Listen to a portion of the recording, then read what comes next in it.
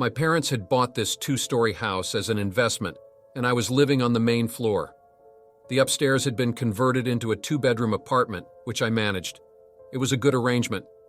I take care of the property for my parents, and they let me live downstairs for very low rent.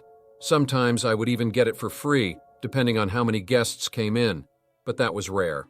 The place was laid out with a single entrance that both I and the guests used.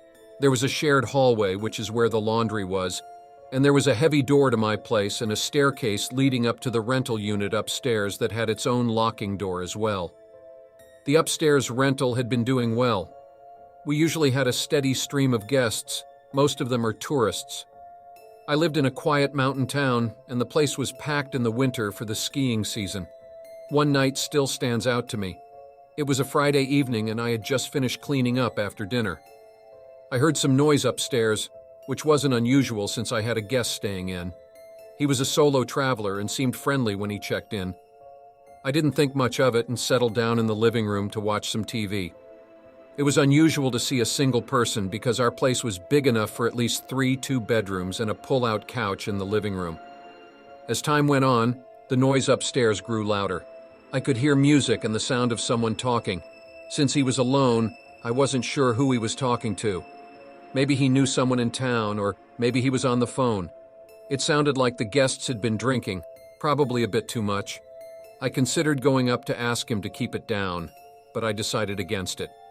I didn't want to be the overbearing host, and I figured he'd eventually quiet down. But then, at around midnight, things took a turn for the worse. I was in bed, still awake, when I heard heavy stomping footsteps coming down the stairs from the Airbnb. Then I heard loud banging on my door. I sat up in bed and listened. The banging continued, and I got up to check it out. I knew it was my guest, and I was hoping I could talk him into going to bed. "Who is it?" I called out. He was slurring his words, barely coherent, but I could make out enough. He was demanding to be let in. Confused and alarmed, I told him this was my private residence, and he needed to go back upstairs, but he wouldn't listen. He continued yelling and banging on the door harder. His words were jumbled and incoherent. I obviously didn't open the door, but I couldn't just go to bed either. I didn't know what he was capable of in that state. I grabbed my phone and dialed the 911. I'd had to call them a few times before, so I let them know that it was an unruly guest, and I asked them to send someone over. They told me officers were on their way and to stay on the line. The banging continued, and this time I looked through the peephole. I saw the guy standing there. His eyes were bloodshot, and he wasn't wearing a shirt. But the worst part was that tucked into his pants, I could see a handgun. Guns are common where I live, so I'm not usually that scared of them, but in this situation, it was downright terrifying. I backed away from the door, not sure what he would do if he broke through. I was alone, and the thought of facing an angry, armed, drunk man was not something I was prepared for. I ran over to my bedroom and closed the door. It didn't even have a lock. About 5 minutes later, the police got there and took the guy away. After a while, one of the officers came down. He explained that the guest was extremely intoxicated and that he was taken to the station for the night. The next day, the police called me, and I found out some more disturbing details. It turned out that the guy had a criminal record, and he was not allowed to possess a firearm. His gun was unregistered and probably bought on the black market. He had done time for armed robbery as well as breaking into houses. That seemed to make sense. It was the worst thing that happened to me so far. When I went up to the apartment to check the damage, it was surprisingly not that bad. There were some empty liquor bottles and some spilled drinks, but I had seen much worse. The mess wasn't a problem. I didn't appreciate the attempted break-in, though. I'm 26 years old, still living with my parents. My mom and I were not getting along, and everyone was just bothering me. I wanted to escape for a weekend. I looked into little one-bedroom Airbnbs up in the mountains and found one for cheap. It was in Troutdale, Virginia, a couple hours away from us. And based on the pictures, it was this nice, private, and peaceful-looking little place surrounded by woods. It was the fall, too, so the foliage was going to be beautiful. I told my parents I was going there for the weekend. My mom seemed overly happy about me leaving for the weekend. My girlfriend was more so just confused, finding it weird and suspicious that I was going away to some random cabin in the woods alone for a weekend. When Friday came, I packed a backpack full of clothes, toiletries, and my laptop, and I headed out for the road. It was around a 2.5-hour drive door to door. The area of Troutville was very quiet and scenic. It was a perfect escape from suburbia back home. I needed a nice weekend just to spend to myself. I was driving up a gravel road when my GPS told me I arrived. I saw an opening in the trees next to the road. The instructions the owner of the Airbnb gave me were to cut through this opening onto the grass and up the little hill. I did exactly this, and there I saw the cute little house sitting at the top of the hill. The second I stepped out of the car, I inhaled the fresh rural air, instantly feeling happy I did this. The owner told me where to find the key to the front door. I let myself in and checked the place out. It was a nice, cozy living room, small kitchen, bathroom, and one loft bedroom that you had to climb a ladder-like stairway to get up into. And there was a circular window over the bed. Lots of light got into the house, which was nice. I went out to walk some of the trails the owner told me about a 5-minute drive away. On the drive back to the house afterwards, I noticed these two guys walking down the gravel road. And as my car was passing, they literally stopped in their tracks to turn and look at me as I passed. I waved and smiled, thinking they were friendly locals, but they didn't wave back. It was completely off-putting. They looked at me as if my driving down the road was a crime. I didn't look back. I turned into the entrance of the property and back up the hill. I started reading one of the books I brought with me in the living room with the fireplace going. It was incredibly cozy. The sun was on its way down. And after reading a chapter of my book, I realized I was getting hungry. I went outside to my car, about to drive to the nearest Walmart, when I noticed two men kind of running into the woods down the hill by the entrance of the property, probably in response to seeing me come outside. I wondered if it was those two guys from the road earlier. It was incredibly strange. I suddenly decided to take my laptop and backpack with me in the car while I was gone, just to be safe. On the drive into town, I messaged the owner letting him know about this. He replied saying it's nothing to be alarmed about. There's a lot of teens in the area that walk around, so I dismissed it. I drove like 20 minutes to the closest Walmart since there were literally no grocery stores in the area. I picked up a few food items to hold me over, some milk, granola bars, fruit, frozen dinners, bread, and cold cuts. By the time I got back to the Airbnb, it was completely pitch black out. There were no streetlights on these gravelly roads, and with no neighboring houses, truly the only light was from my headlights. It was creepy for sure. I pulled up to the hill to the little house. It was almost hard to find in the dark. I grabbed my backpack and the grocery bag and went up to the house in the dark, using my phone's flashlight to see. Once inside, I locked the door immediately.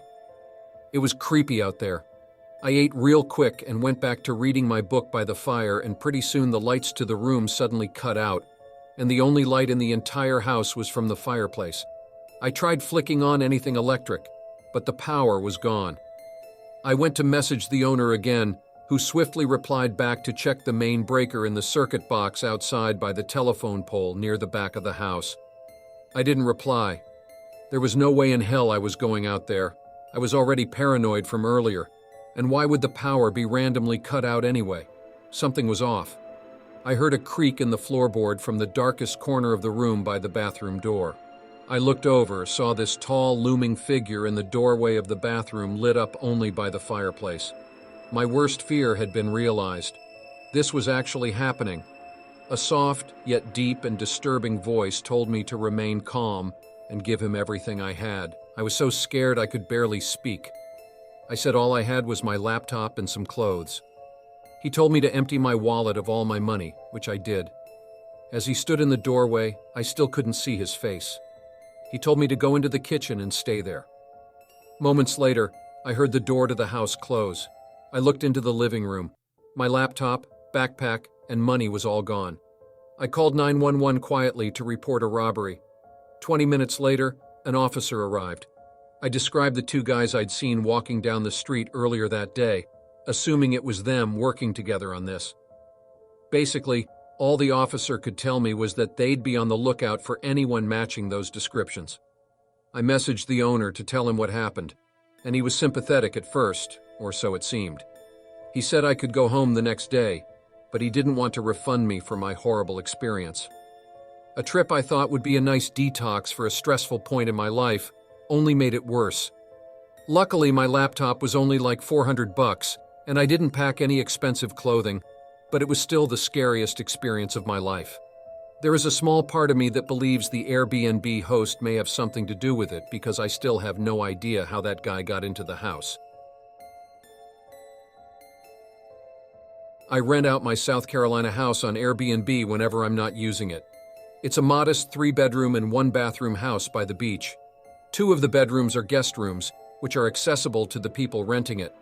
The master bedroom I keep locked with my clothes and certain belongings in there. That room is for me, and I have to keep my stuff somewhere instead of lugging it back and forth every time I go down there. I have a regular lock and then a deadbolt lock on there, so no one's ever getting in there unless they chop the door down or break through the window. But also, it's not like I keep anything super expensive in there, mainly just clothing. This was early last spring. It was still chilly up in Massachusetts, where I live most of the year. I wanted to take a drive down to my South Carolina house for the week. For the most part, I work remotely, so luckily I'm able to do this when I want to. Ordinarily, I'd have my usual cleaning lady come and clean the house after each guest leaves. The cost of her service is baked into the price of the rental on Airbnb. But since I was going down right after the current renter would leave, I just pocketed the cleaning lady money and planned on going down to clean it myself. The last renter was a guy named Mark through our messages. He told me he was renting with his fiancée and asked for good restaurants to eat at in the area. He seemed trustworthy. I always prefer to rent a couples or smaller groups of women as opposed to groups of young men, because they're usually the ones to come and get shit-faced and potentially damage the place. I started my drive very early in the morning. It was about a 16-hour drive, stopping only for a quick bite and to use the bathroom. By the time I got to the house, it was about 10 o'clock at night. I went to unlock and open the front door first, before going back to my car to grab my bags and go inside. I was shot from driving. I didn't even bother checking the place out or anything. For those that haven't done it, a 16-hour straight drive will absolutely kill you. I crawled under the covers and I was out like a baby in a matter of minutes. You'd think I'd have slept through the night, but no. I woke up in a black room. The clock next to my bed read 11:30 p.m. I had only been asleep for a little more than an hour. Something woke me up. I grabbed my phone to check for any texts out of habit. Then I turned on the bedside lamp. I looked around the room, then got up and went out to the living room. I took this moment to start analyzing the place. I didn't notice a single thing moved. Not a pillow, not a can of beer, nothing. I went to the bedrooms. Both were void of any people, though the covers on a bed in one of the rooms seemed to have been moved. I thought they may have been the cleanest couple to have ever stayed in my place. I have a camera set up on the front porch of the house. I never really think to check it unless a customer is giving me any kind of hard time. But I was curious. I opened the app to the camera system on my phone and went to the movement history. It picked up on a man entering the house via the code lock 3 days earlier. Just a man, though. He had no woman with him. Strange. I checked for any other movement updates from then until the moment I showed up, which it also caught on video, and there was nothing. I checked it over like 5 times. I suddenly got the chills. I went to the Airbnb app to message Mark and ask if he checked out, even though it was late at night. I went to check the bedroom where I presumed he slept in. I started checking under the bed and in the closets. I was yanking the closet doors open as if I were ripping off a Band-Aid. Each time I was greeted with an empty closet. I moved along to the second guest bedroom. Both twin beds in here were still neat and untouched. As I yanked open the last closet he could have been in, I saw that it was empty. I sat on one of the beds for a second to just stare at the conversation between Mark and I. That's when I heard the master bedroom door click shut quietly in a way that a person would have done it. I went out to the living room and looked at the master bedroom door. I said, "Mark, are you still in here?" with a shake in my voice. No response. I could see the light was still on in the room through the bottom crack of the door. I got on all fours to look under the crack of the door, and I fell backwards when I saw 2 feet standing not far behind the door, maybe a couple feet away. I went to the knife holder in the kitchen planning to grab the biggest carving knife, and it was already taken. By this point, my only logical option was to leave the house and call 911, and that's what I did. I waited out front until the police showed up. Then, as we went inside, there was Mark, waiting in the living room, no knife in hand.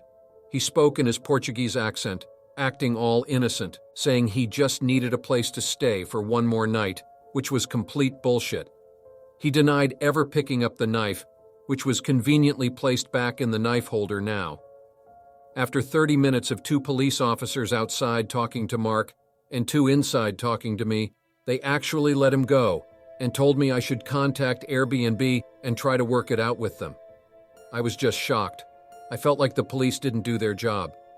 After everyone left, I changed the lock code on the door and I contacted Airbnb about what happened. Though I didn't receive payment for the extra day Mark squatted in my house, they did apparently ban him from ever using the app again.